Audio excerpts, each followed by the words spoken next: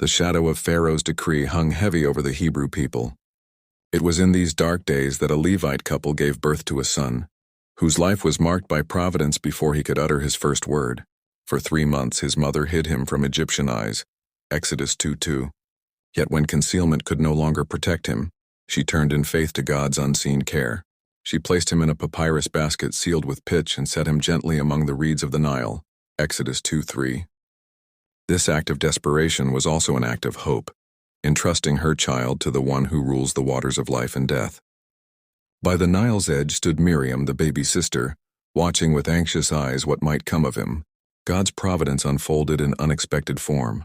Pharaoh's daughter discovered the basket and commanded her servants to bring it to her, Exodus 2:5.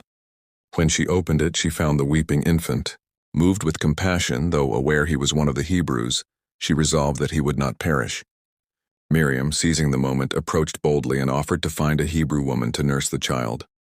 Thus, through divine irony, the boy's own mother became his nurse and caretaker, and he was raised with both Hebrew nurture and Egyptian privileges, Exodus 2:7-9.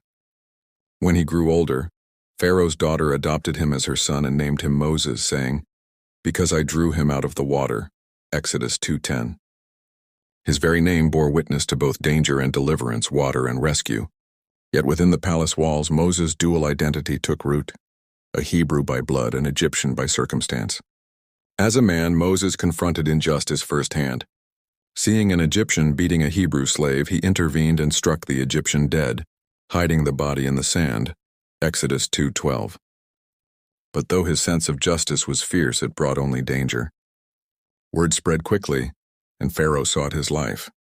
Moses fled eastward, leaving behind Egypt's power and his people's cry, and arrived in the land of Midian, Exodus 2:15. There, beside a well, he defended the daughters of Reuel, priest of Midian, from hostile shepherds.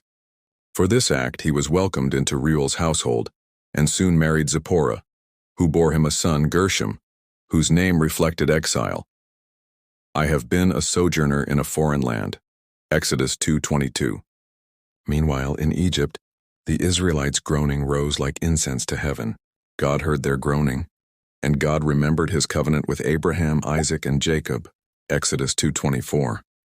The Lord's remembrance was not of forgotten promises, but of unwavering covenant faithfulness now ripening into action.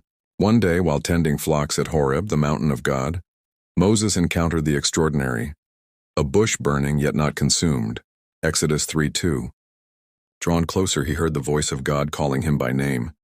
"Moses, Moses." Trembling, he replied, "Here I am." God instructed